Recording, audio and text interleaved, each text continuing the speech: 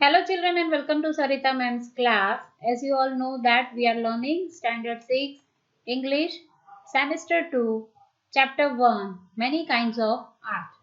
We have completed activity 1, 2, 3, 4 and 5. Now let's continue with activity 6. Let's see what is given in activity 6. Make up a quote about colors or another idea of your own and print it nicely on the banner below. Share your quote with your classmates. Children, हमने colours के बारे में आगे quotes देखे, ठीक है ना, और हमने उसका एक्सप्लेनेशन भी देखा. अब यहाँ पे आपको क्या करना है, यहाँ पे आपको एक बैनर बनाना है. You can take any chart paper, okay, and you can make banner from it. और वो बैनर पे आपको कलर के रिलेटेड कोई भी कोट लिखना है और उसको डिजाइन कर देनी है. Okay, for example I have written here one quote that colours speaks the truth. है ना, कलर हमेशा सच बोलते हैं. कैसे? तो जैसे कि हमने देखा कि भाई फ्रेंडशिप का क्या कलर होता है, येलो, है ना. लव का कलर क्या होता है, रेड. और कोई बहुत ज्यादा गुस्से में होता है तो उसका क्या कलर हो जाता है, हम कौन से कलर से उसको टैपिक करते हैं, यस गुड, एंग्री, है ना. तो colours always speak the truth. और हमने ऐसी बहुत सारी चीजें हैं जिनको हमने कलर से आइडेंटिफाई हम कर सकते हैं, है ना, और जिनका साइन हमने कलर के द्वारा दिया गया है ना. जैसे कि हमारी ट्रैफिक लाइट है, जैसे कि हमारा नेशनल फ्लैग है ना. So like this you have to find out any quotes related to color and you have to write down on a banner and you have to decorate that banner. Now let's go to the next one. Read the quotes of your classmates. Which new quote did you like the best? तो अभी आपको आपके जो quotes है ना उसको आपके friend के कोट से कंपेयर करना है और फिर आपको देखना है कि आपको उसका और आपके कोट में से किसका कोट अच्छा लगा. जैसे कि मुझे तो मेरे फ्रेंड की कोट्स बहुत अच्छा लगा. मेरी फ्रेंड है खुशी, उसका कोट क्या है कि colour depicts the nature of human. इसका मतलब कि जो कलर होते हैं ना वो हमेशा ह्यूमन की नेचर मतलब उसके स्वभाव को रिफ्लेक्ट करते हैं, है ना, कि कैसा स्वभाव है इंसान का. जैसे कि मैंने आपको बताया कि रेड कलर जो है वो एंग्रीनेस की निशानी है ना, और जो येलो कलर है वो ब्यूटी, रेड है वो ब्यूटी की निशानी है. तो हमारे ह्यूमन का जो स्वभाव है, इंसान का स्वभाव को रिफ्लेक्ट करते हैं. तो मुझे ये कोट अच्छा लगा तो I have written it. Now did you prefer your own और योर क्लासमेट्स कोट्स? तो आपको आपका कोट ज्यादा प्रिफर करोगे कि आपके क्लासमेट का? तो obviously I prefer my classmates quote because it highlights the human nature, क्योंकि वो ह्यूमन के नेचर को हाईलाइट करता है, इसलिए मुझे वो अच्छा लगा है. So with this we complete our activity 6. Now let's move towards our activity 7. It's a very beautiful poem. Let's see what is given in it. We have read about paintings, one kind of art. Poetry is also a kind of art. Read the poem and notice the dialogue. The crayon box that talked by शान दे Rolf. तो ये जो एक poem है, ये poem के type में एक वेरी ब्यूटीफुल स्टोरी है. तो चलो पहले हम ये स्टोरी देख लेते हैं. स्टोरी कैसी है कि भाई एक लड़का है और वो एक स्टोर के नजदीक से गुजरता है. तो वहां पे वो देखता है कि ये जो क्रेयॉन बॉक्स के जो कलर्स हैं वो आपस में बातें कर रहे हैं. और वो लोग क्या बात कर रहे हैं, तो भाई आपस में एक दूसरे की लाइक और डिसलाइक के बारे में बातें हो रही थी. तो इसने, ये जो लड़का है, इसने क्या किया, ये सारे क्रेयॉन कलर्स को घर पे लेके आया, ठीक है, और उसने सारे कलर्स को निकाल के टेबल पे रख दिया. अब वहां पे उसने क्या किया, अब कलर्स लोग जो सारे कलर्स थे ना वो क्या कर रहे थे, वो देख रहे थे कि भाई ये जो लड़का है, ये जो हमको खरीद के लाया है, ये क्या करने वाला है. तो उन्होंने क्या देखा कि उसने एक पेंटिंग, एक पिक्चर बनाना स्टार्ट किया और उसने ग्रास बनाई. तो ग्रास का कलर क्या कर दिया उसने, ग्रीन दे दिया. और स्काई दिया, स्काई बनाया तो स्काई का कलर उसने ब्लू किया. और जब उसने सन को पेंट किया, that means when he drew sun he gave yellow colour to it and he painted clouds of white colour. उसने व्हाइट कलर के क्लाउड्स पेंट कर दिए, है ना. और धीरे धीरे इस तरह से उसने सारे कलर्स अपने पिक्चर में भर दिए और अपना पिक्चर कंप्लीट कर दिया. और जब ये पूरा पिक्चर कंप्लीट हुआ तब ये सारे कलर्स को रियलाइज हुआ कि भाई हम तो आपस में ऐसे ही लड़ रहे थे, जबकि हम सब इतने इम्पोर्टेंट हैं। अगर हम सब एक साथ मिल जाते हैं तो हम एक पूरा नेचर क्रिएट करते हैं, एक नेचर की ब्यूटी को हम ऐड करते हैं। अगर हम सब एक साथ मिल जाते हैं तो हम एक अलग ही हमारे अंदर निखार आ जाता है ना। इसलिए अब सबको अपना इम्पोर्टेंस समझ में आ गया कि भाई कोई भी कम नहीं है। अगर सारे मिलके इकट्ठे रहते हैं तो नेचर अपने आप ही सुंदर दिखने लगती है। तो this was the story of the poem. Now let's read the poem. While walking through a toy store the day before today, I overheard a crayon box with many things to say. मतलब कि जब मैं toy store से गुजर रहा था तो मैंने क्या देखा कि क्रेयन बॉक्स आपस में बातें कर रहे थे, उनको बहुत कुछ कहना था। I don't like red, said yellow, and green said, nor do I, and no one here likes orange, but no one knows quite why. मतलब अब येलो ने क्या कहा कि भाई मुझे तो रेड पसंद ही नहीं है, तो ग्रीन ने क्या कहा मुझे भी नहीं पसंद है, और किसी को ये पता ही नहीं था कि उनको ऑरेंज क्यों अच्छा नहीं लगता है। We are a box of crayons that really doesn't get along, said blue to all the others. Something here is wrong. मतलब कि हम सारे क्रेयॉन के कलर्स हैं, क्रेयॉन बॉक्स के कलर्स हैं, तो अब कुछ तो हमारे अंदर गलत हो रहा है। Well, I bought that box of crayons and took it home with me and laid out all the colors so the crayons all could see. अब मैंने क्या किया, मैंने ये सारे क्रेयॉन कलर्स मैंने बाय कर लिए और मैं घर पे लेके आया और उन सबको मैंने फैला दिया और सारे क्रेयॉन कलर्स मुझे देख रहे थे। They watched me as I colored with red and blue and green and black and white and orange and every color in between.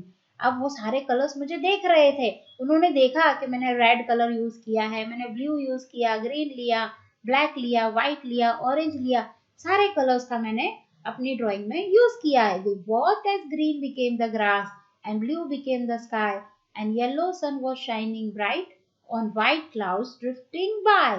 मतलब अब उन्होंने क्या देखा कि भाई जो ग्रीन कलर है वो ग्रास बन गया, जो ब्लू कलर था वो स्काई हो गया, और जो येलो कलर था वो सन हो गया जो ब्राइट शाइन करता है, और जो व्हाइट कलर्स थे उनके उन्होंने क्लाउड बन गए, क्लाउड बना दिया।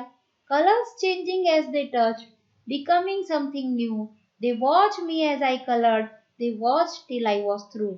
अब उन्होंने देखा कि भाई अब हम तो एक नई चीज में चेंज हो गए हैं, हम सारे अलग अलग चीज में कन्वर्ट हो गए हैं सारे कलर्स, है ना। तो इस तरह से वो सब देखने लगे। And when I finally finished I began to walk away and as I did the crayon box had something more to say. अब फाइनली मैंने अपनी जो पिक्चर है वो कंप्लीट कर ली, अपनी पेंटिंग खत्म कर लिया। मुझे ऐसा लगा कि अभी कलर बॉक्स को मतलब क्रेयॉन बॉक्स को कुछ और कहना है। I do like red said yellow and green said so do I, and blue you are terrific so high up in the sky. अब येलो ने क्या कहा, अरे मुझे तो रेड पसंद है, और ग्रीन ने भी क्या कहा, मुझे भी रेड पसंद है, और ब्लू तो एकदम मजेदार है। क्यों? क्योंकि वो तो स्काई का कलर है ऊपर।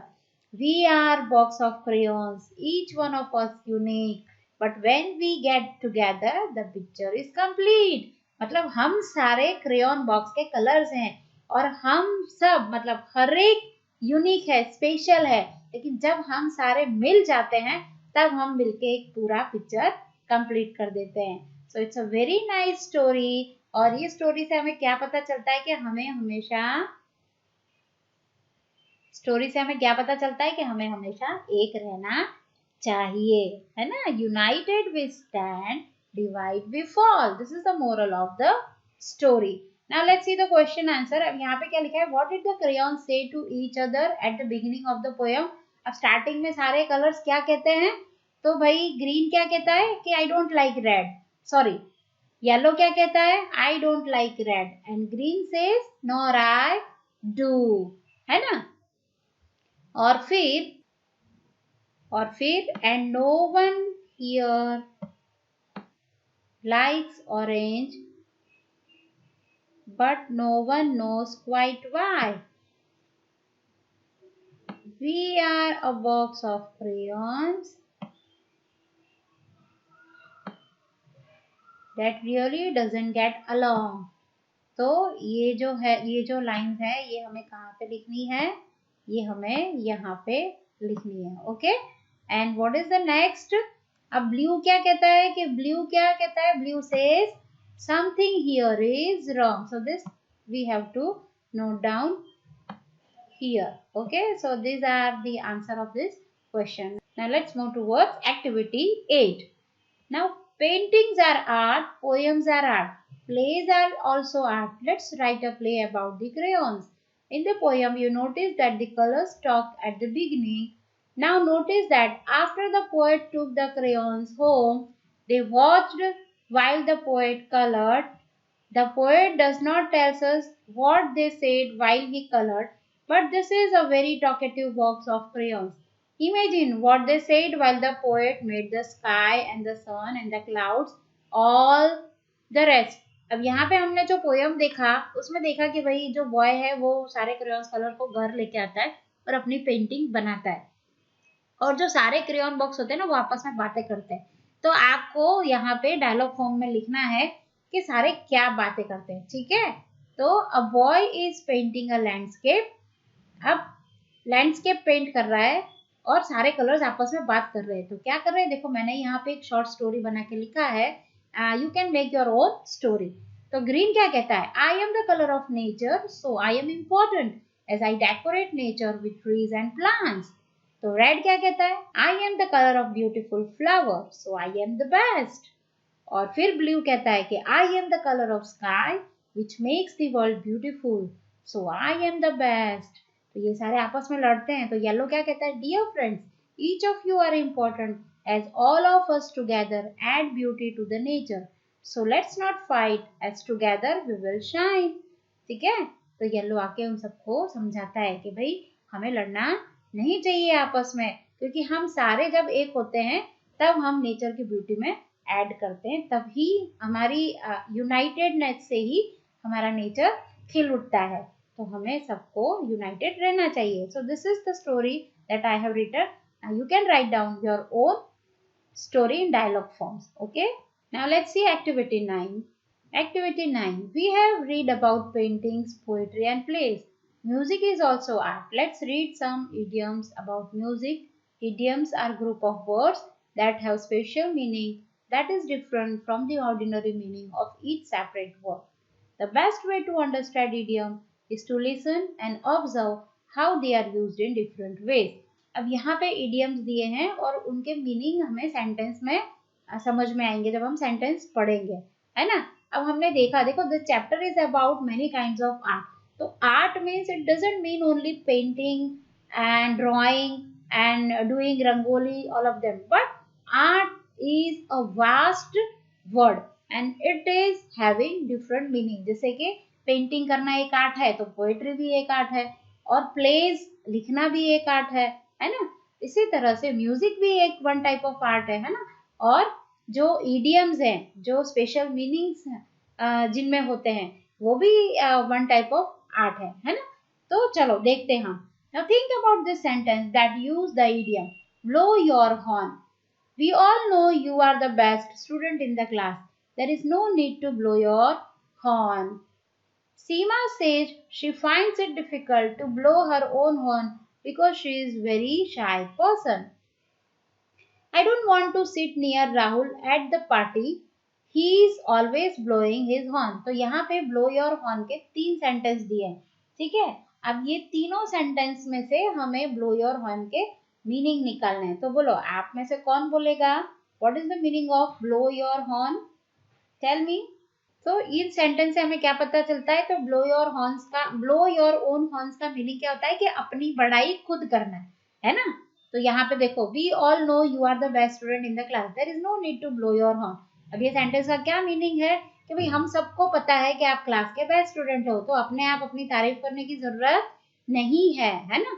Now second sentence is that Seema says she finds it difficult to blow her own horn because she is very shy person. अब सीमा क्या कहती है कि भाई बहुत मुश्किल है अपनी खुद की तारीफ करना, क्योंकि वह बहुत ही शर्मीली लड़की है. I don't want to sit near Rahul at the party. अब मुझे राहुल के साथ पार्टी में बैठना पसंद नहीं है। क्यों? क्योंकि वो हर बार अपनी खुद की ही तारीफ करता रहता है, अपनी खुद की अचीवमेंट्स बताता रहता है ना। सो ब्लो योर हॉर्न का मतलब क्या होता है? To talk about oneself or our own achievements. So this is the meaning of blow your horns. So I hope you have understood the meaning of blow your horns. So write down in your notebook. Let's move towards new idiom. Think about the sentence that use the idiom music to your ears. I am so happy to hear that you are all so well. It's music to my ear. Oh, Sunita, you are so sweet. I must admit that your words are music to my ears. The accused man said it was music to his ears when the judge said not guilty. So this all three sentences shows the meaning of music to your ears. So let's read the sentence again and understand the meaning of our idioms. I am so happy to hear that you are all so well. मतलब मुझे ये जान के, ये सुन के बहुत खुशी हो रही है कि आप सब लोग अच्छे हो, और यह मेरे कान में एक म्यूजिक के जैसा, मतलब मुझे सुनने में बहुत अच्छा लग रहा है। म्यूजिक के जैसा कान में आना का मतलब क्या होता है? कि बहुत अच्छा लगना। ठीक है। Oh Sunita, you are so sweet, I must admit that your words are music to my ears. मतलब सुनीता बहुत ही स्वीट हो और आपके जो शब्द है ना वो मेरे कान में म्यूजिक के जैसे गूंजते हैं। मतलब आपको सुनना मुझे बहुत अच्छा लगता है। The accused man said it was music to his ears when the judge said not guilty.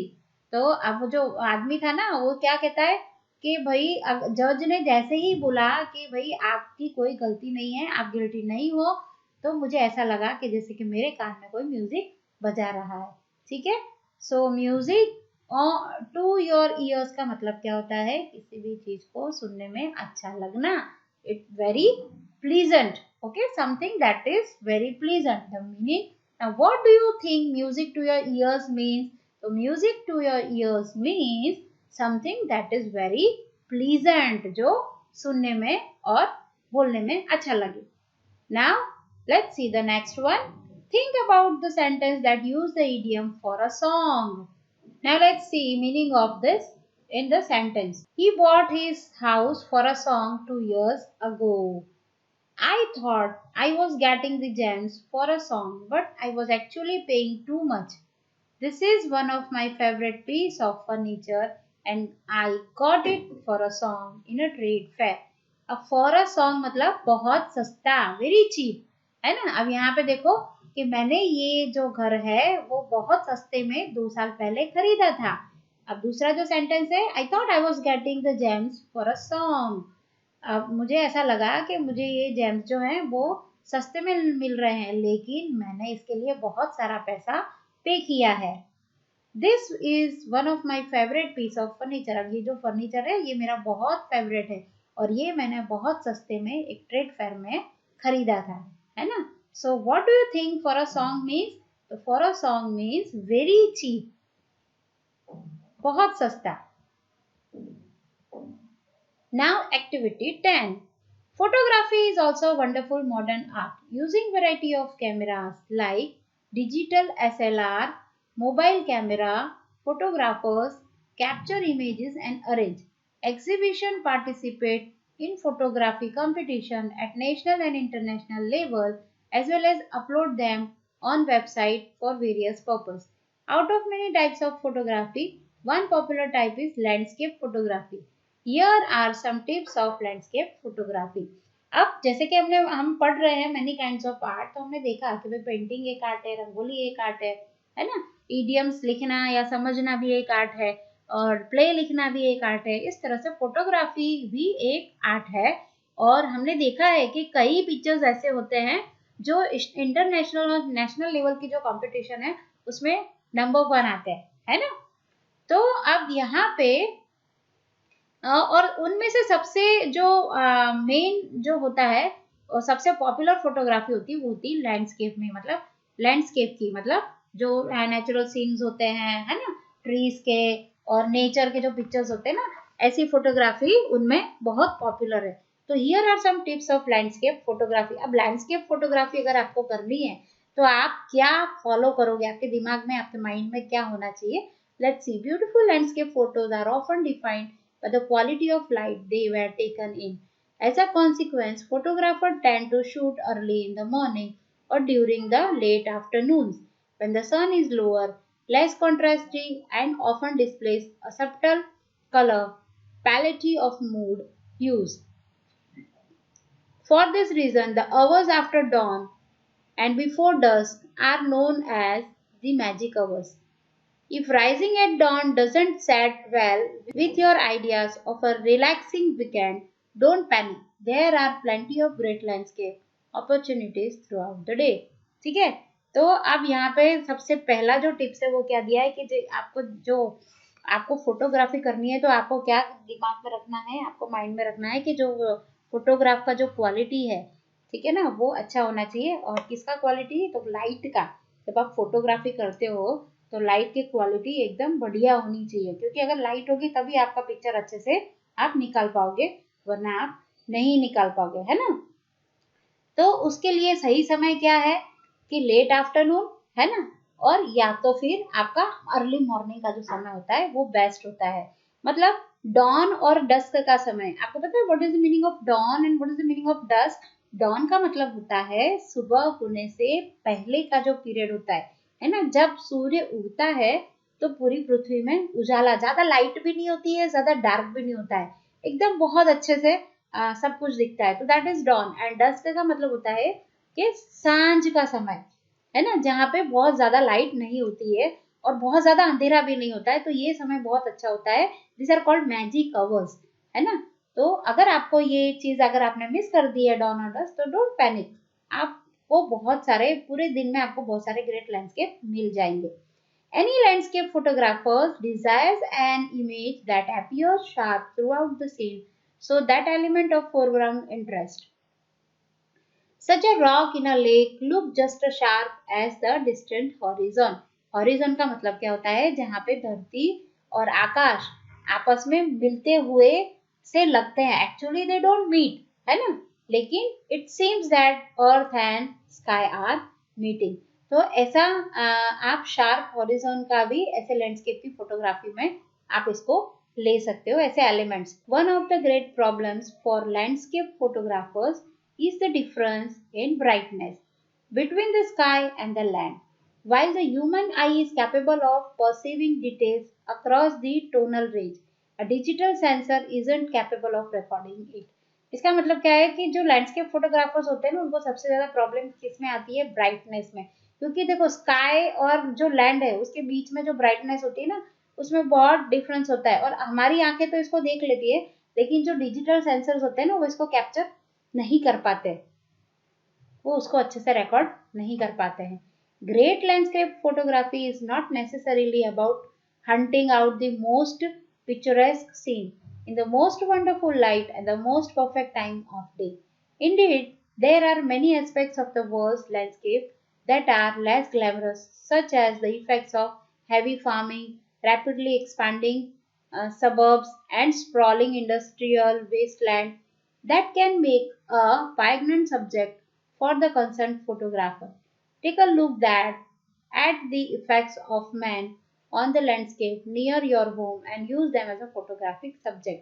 मतलब क्या होना चाहिए कि भाई जो पिक्चर होते हैं वो यूनिक होने चाहिए, है ना, और उनका जो एकदम वंडरफुल लाइट और परफेक्ट टाइमिंग में वो पिक्चर्स लिए हुए होने चाहिए, तभी आपका जो लैंडस्केप होता है वो अच्छा दिखेगा, है ना।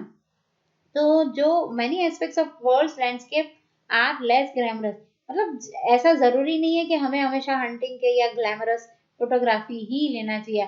आपका सब्जेक्ट कुछ भी हो सकता है जो आपके मतलब जो समाज को एक उदाहरण दे रहा है या एक एग्जाम्पल दे रहा है, या आप किसी सोशल मोटिव से पिक्चर्स ले रहे हैं, आपको कोई मैसेज देना है लोगों को, आपकी पिक्चर्स ऐसी भी हो सकती है।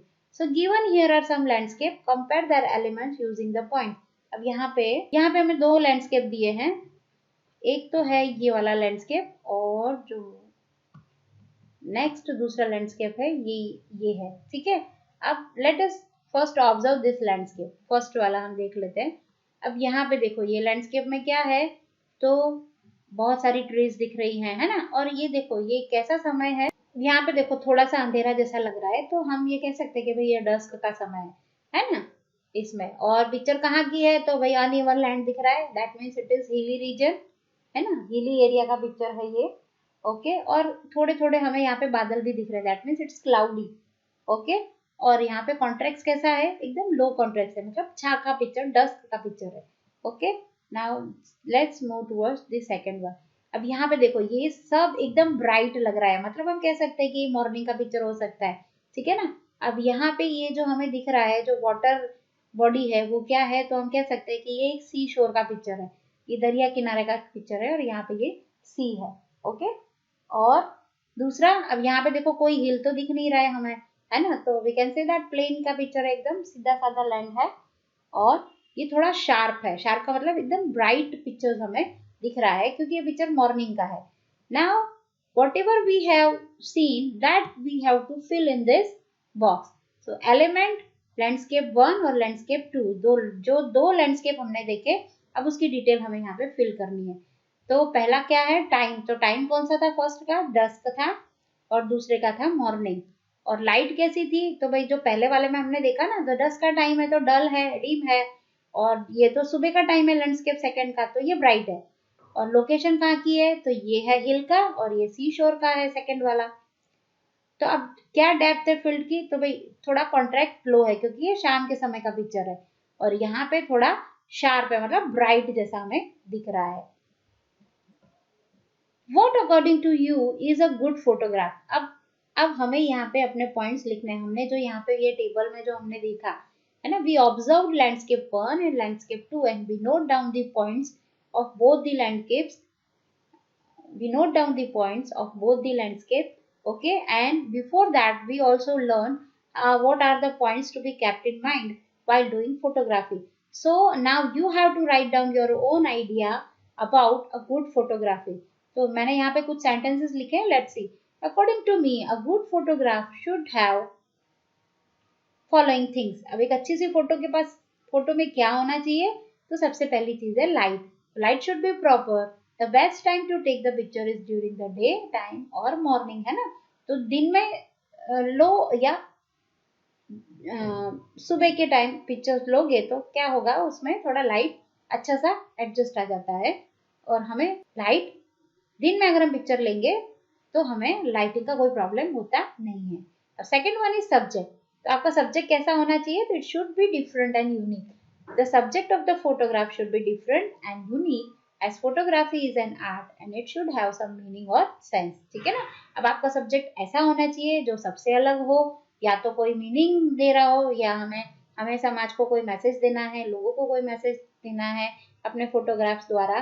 जैसे कि हम कहते हैं ना, there is a saying, a picture speaks thousands word, है ना, तो एक पिक्चर जो होता है वो 100 शब्दों के समान होता है। तो इस तरह से हम अपना पिक्चर्स का सब्जेक्ट चूज कर सकते हैं। Now mood, so this is the most important factor of the photography. It depicts human likes and dislikes. Color shade plays an important role in photography. It touches human heart.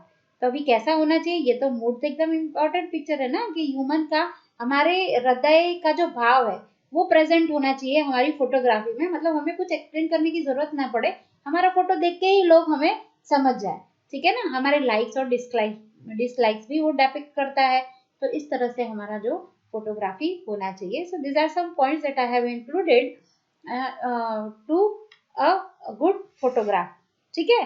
तो with this activity we complete our chapter 1. I hope you like my explanation. अब ये जो सारी चीजें हैं ना, ये आपको आपकी नोटबुक में लिख डालनी है, ठीक है। और अगर आपको ये वीडियो अच्छा लगा है तो प्लीज लाइक कीजिए, सब्सक्राइब कीजिए और शेयर करना मत भूलिए। अब हम मिलेंगे हमारे नेक्स्ट वीडियो में, जो हमारा होगा स्टैंडर्ड 6 का chapter 2। Till then keep learning and bye bye.